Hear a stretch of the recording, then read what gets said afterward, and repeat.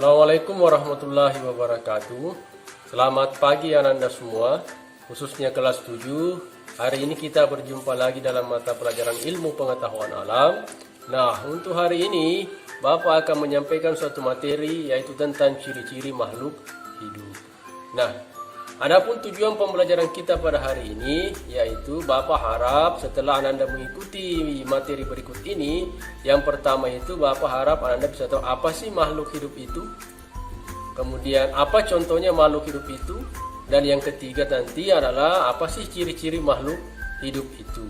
Nah, untuk mencapai tujuan tersebut, marilah kita ikuti materi berikut ini. Makhluk hidup adalah semua makhluk atau segala sesuatu yang bisa memenuhi kriteria ciri-ciri makhluk hidup bisa terpenuhi. Contohnya misalnya itu makhluk hidup itu ada 4. Yang pertama itu adalah manusia. Yang kedua adalah dunia binatang atau flora atau fauna. Yang ketiga itu adalah dunia tumbuhan atau flora. Dan yang keempat itu adalah mikroorganisme atau makhluk renik yang tak kasat mata. Nah, sekarang apa sih ciri-ciri makhluk hidup itu? Ciri-ciri makhluk hidup itu ada 8. Yang pertama adalah bergerak. Apa sih bergerak itu?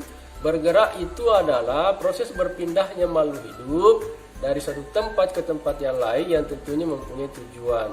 Yang pertama itu adalah mencari makan, yang kedua menghindari pemangsa, dan yang ketiga tentunya bersosialisasi dengan sesama makhluk hidup. Yang kedua adalah bernafas. Apa sih bernafas itu?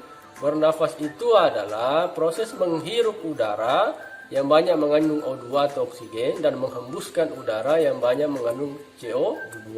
Yang tentunya setiap makhluk hidup itu berbeda-beda cara bernafasnya. Ada yang pakai paru-paru, ada yang pakai insan, dan ada yang pakai kulit. Nah, yang ketiga adalah makan dan minum. Makan dan minum sangat dibutuhkan oleh makhluk hidup untuk bertahan hidup, untuk misalnya tumbuh kembangnya, dan untuk sumber energi. Ya.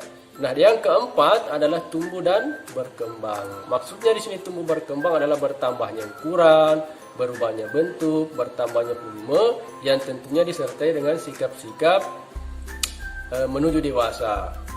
Misalnya waktu kecil tubuh kita kecil, ya, menuju remaja yang tentunya volumenya bertambah, yang disertai misalnya waktu kecil kita tidak bisa bicara dan waktu remaja kita sudah lancar bicara. Yang kelima, peka terhadap rangsang. Rangsang di sini maksudnya berupa sentuhan, rasa, bau, dan sinar matahari, dan bentuk-bentuk rangsangan yang lain. Contoh misalnya di tubuh manusia ada lidah, ya, peka terhadap rasa, ada hidung, peka terhadap bau. Nah, yang keenam adalah berekskresi atau mengeluarkan zat sisa. Contoh misalnya kalau kita berolahraga atau bekerja keras, maka kita akan mengeluarkan keringat. Ataupun misalnya di tubuh manusia itu ada feses dan urin yang merupakan zat sisa hasil pembakaran metabolisme makanan yang kita makan.